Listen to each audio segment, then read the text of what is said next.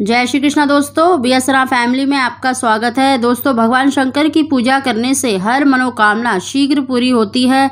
दोस्तों, भगवान शंकर बहुत ही भोले और शीघ्र प्रसन्न होने वाले देवों में से एक हैं। आपने देखा भी होगा, चाहे देवता हो चाहे असुर हो, कोई भी हो, लेकिन भगवान शंकर का पूजन अवश्य करता है। उनकी तपस्या करके उनसे बड़े बड़े वरदान प्राप्त करते हैं, क्योंकि भगवान शंकर बहुत ही शीघ्र प्रसन्न होने वाले हैं। और भगवान शंकर का देखिए, सोमवार का दिन भगवान शंकर का माना जाता है। ऐसे ही सावन का महीना भी भगवान शंकर का प्रिय है। अगर सोमवार के दिन अगर एक वस्तु अगर शिवलिंग से आप उठा लाते हैं तो निश्चित ही आपकी मनोकामना पूरी होती है।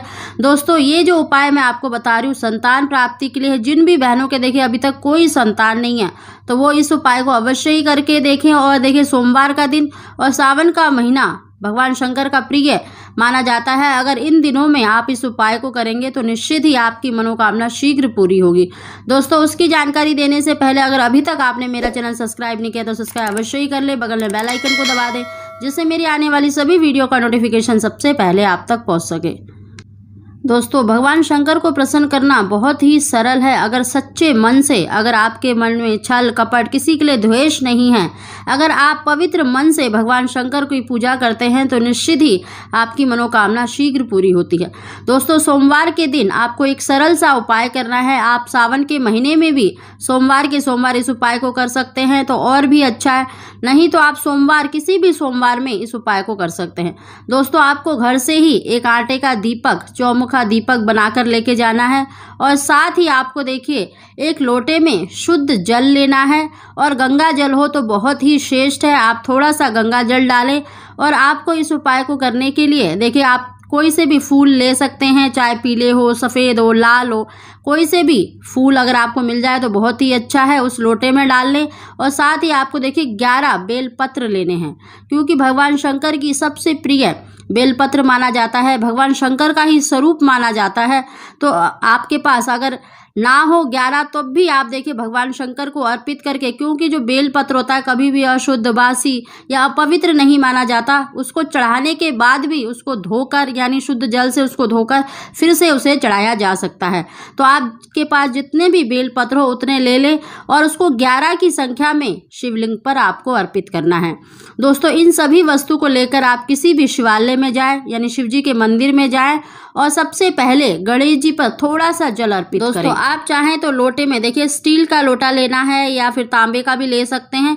आपको शुद्ध जल, थोड़ा सा गंगा जल और थोड़े से अक्षत और थोड़ा सा मीठा भी डाल सकते हैं। और अगर पुष्प हो यानी फूल हो तो फूल भी डाल लें।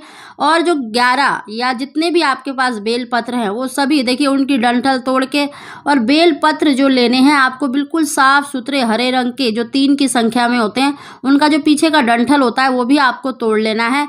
साफ सुथरे डंठल तोड़कर आपको उस लोटे में सारे जो बेलपत्र है वो डाल देने हैं। और शिवालय में जाएं, मंदिर में जाएं और सबसे पहले थोड़ा सा जल ओम गणेशाय नमः कहते हुए गणेश जी पर अर्पित करें, पूरे शिव परिवार पर अर्पित करें थोड़ा थोड़ा सा। और उसके बाद आपको शिवलिंग पर बिल्कुल पतली सी धार में ओम नमः शिवाय कहते हुए, जब तक वो धार आपकी गिर रही है, लोटे का जल गिर रहा है, उस समय तक आपको ओम नमः शिवाय का उच्चारण मन ही मन में करते रहना है। दोस्तों, इस तरह से आपको जल अर्पित करना है। और जो बेलपत्र अगर लोटे में रह गए हैं तो जो देखिए वो जो बेलपत्र होते हैं वो जो चिकनी साइड होता है उस पर या तो आप चंदन से ओम नमः शिवाय लिखें या फिर सिर्फ चंदन का तिलक करके भी आप शिवलिंग पर जो चिकनी साइड है उस तरफ से शिवलिंग पर अर्पित कर दें और अपनी मनोकामना भी साथ में अवश्य बोलें। इस तरह से आपको भगवान शंकर का पूजन करना है। अगर आपके पास कम है बेलपत्र तो आप जो शिवलिंग पर आपने बेलपत्र अर्पित करे हैं उनको उठा लें और उनको धोकर फिर से आप चढ़ा सकते हैं। दोस्तों, आपको 11 की संख्या में हर सोमवार के दिन आपको बेलपत्र अर्पित करने हैं और जो आप आटे का दीपक लेके गए हैं वहाँ पर प्रज्वलित कर दें, भगवान शंकर के पास ही उसको दीपक को रख दें और भगवान शंकर से अपनी मनोकामना अवश्य ही बोलें। दोस्तों, पूजा करने के बाद आपको एक बेलपत्र, कोई सा भी बेलपत्र आपको उठाकर प्रसाद स्वरूप घर लेके आना है। दोस्तों, कभी भी जब आप शिव जी की पूजा करते हैं तो कभी भी जब आप पूजा करके वापस लौट रहे हैं तो शिव जी की तरफ आपकी पीठ नहीं होनी चाहिए और शिव जी मतलब शिवालय की तरफ अपना मुंह करके आप बाहर निकलें। दोस्तों इस तरह से कर सकते हैं। और घर आकर उस बेल पत्र को अपने घर के ही मंदिर में, अगर शिव पार्वती के पास आपकी फोटो है, मूर्ति है तो नहीं तो आप अपने मंदिर में ही उसको अर्पित कर दें। भगवान शंकर का ध्यान करके चाहे तो आप शिवालय यानी मंदिर में 108 बार ओम नमः शिवाय का उच्चारण करें या घर आकर अपने घर के ही मंदिर में उस बेल पत्र को अर्पित करके ओम नमः शिवाय का एक माला का जाप अवश्य ही करें। दोस्तों आप मंदिर में भी कर सकते हैं और अपने घर के मंदिर में भी 108 बार ओम नमः शिवाय का उच्चारण कर सकते हैं। दोस्तों उस बेल पत्र को जो आपने शिव मंदिर से लेकर आया प्रसाद स्वरूप अपने घर के मंदिर में ही रख दे और रात्रि के समय सोते समय आपको उस बेल पत्र को भगवान शंकर का ध्यान करके उनसे अपनी प्रार्थना करके उस बेल पत्र को अपनी नाभि पर रखकर सोना है।